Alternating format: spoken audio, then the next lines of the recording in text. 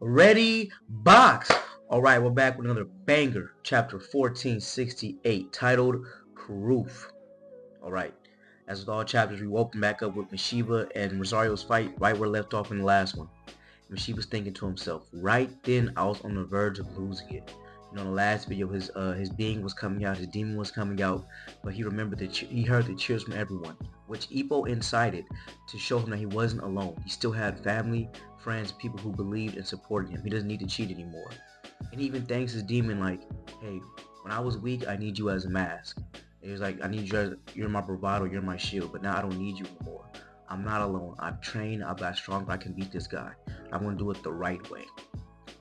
He says, Shiva says, but their voices pulled me back. Time to prove it to them.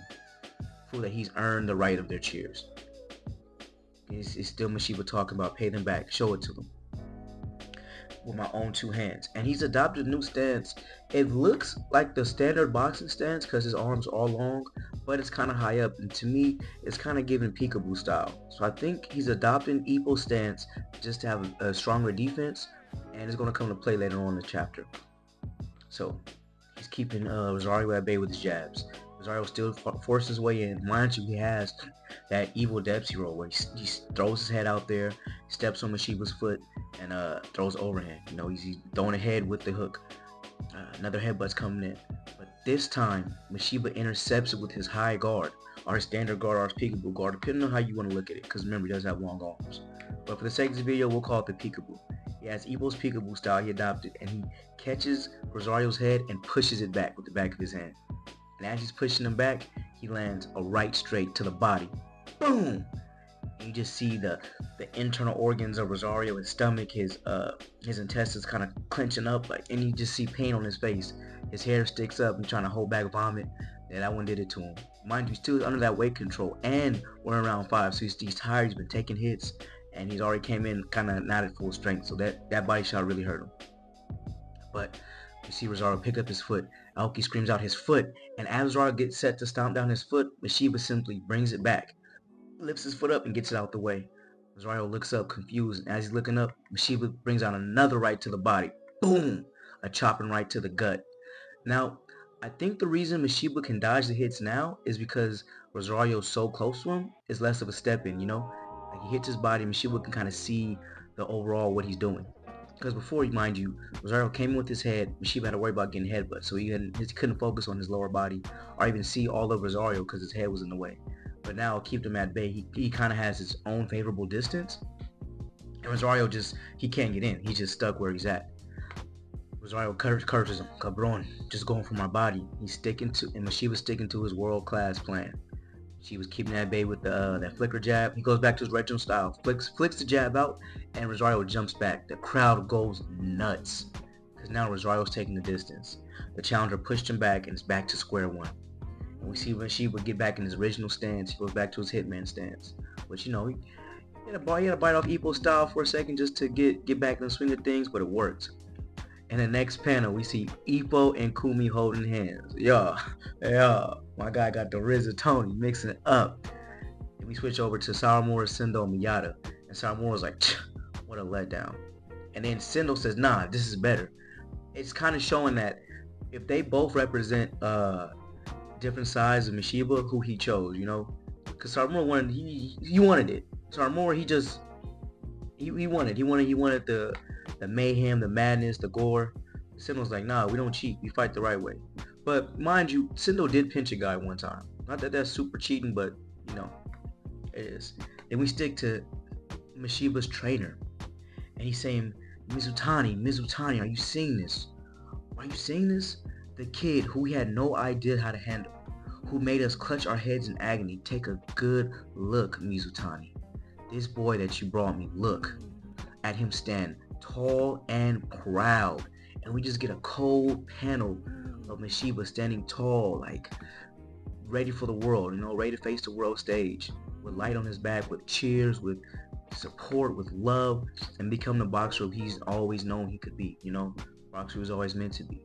It took a while, but he got there. You know, boxing like alchemy, you know, it can turn lead into gold. Now, for those who don't remember Mizutani, He was actually the parole officer that took in Mishiba and took a liking to him. He helped Mishiba get a job. He bailed him out of jail after he got into that big scuffle. And he's one that took him to boxing gym, actually, to help him get rid of his demons and his urges and help fight, you know, because he saw the boy had the anger in him he couldn't get rid of, so he helped him kind of channel that. And he was the one, after Mishiba's first fight, Mizutani had fell ill, well, before the fight, but he had fell ill. And after Mishiba's first fight, he got the money and bought him a beret, a brand new beret, because he had an old hat. He ends up passing away, so he's no longer in the series, but I did like that touch when I brought up saw more of Mishiba's past. And Ippo's one of those stories that's been going on for so long, like they can play with kind of the history and reveal more things. Like we still don't even know where Takamura goes on his trips. We just found out about Aoki's sibling. He has so many other ones. Like that still can come into play. There was another girl named SAORI. After one of the losses, I'll put it at the end of the video, that Aoki brings up to Kimura. Like, let's go visit this girl SAORI and see, you know, make you happy, go on a double date or something. And she hasn't put her in the manga yet, but just knowing how Morikawa does things, like he'll mention a character in chapter 3, then we'll come to chapter like 900. So you know, I like that mystery. So I think Saori is going to come up, and I'll leave the clips of the panel in this video when I finish editing it. So anyway, back to the action. See Mishiba standing tall, throwing out flicker jabs, and they get an exchange with Rosario, blowing hands back and forth. And during this exchange, his eye gets nicked and begins to bleed again. You know, now the eye blood was getting to him. It was getting inside of his cut. The cut was getting inside his eye. And I think towards the end of the match, you're going to see like a cold panel with him with blood in his face while he wins. But you know, like a doctor can't stop it if you can't visibly see, because you just can't. He can't let you just get your head beat in. You know, he got to dodge the punches. His coach stresses, bleeding again. They take one during that exchange, and Mishiba says, he thinks to himself, I can still see. I can still fight. And then we see Rosario just tight. Okay, cabron. This is straight pain. How do I deal with this? He doesn't know how. He's getting stressed out. He's like, Rosario's still thinking, all those cheers at your back would make you feel good, huh? How can I crush his happiness like this? Mind you, he doesn't want to just beat Mishiba. He wants to destroy him. He thinks to himself, how? And it's the picture of his revolver he had when he first appeared, or when he first appeared in person. He says, get in close and fire a precise shot. I'll aim for ellipses. Mishiba throws an overhand hook. I throw a hook, but it lands over Rosario's head. And Mishiba, as he loads up his right hand, Rosario thinks to himself, that gap after his left and before his right. So while he's loading up and throwing, he's going for a counter right there.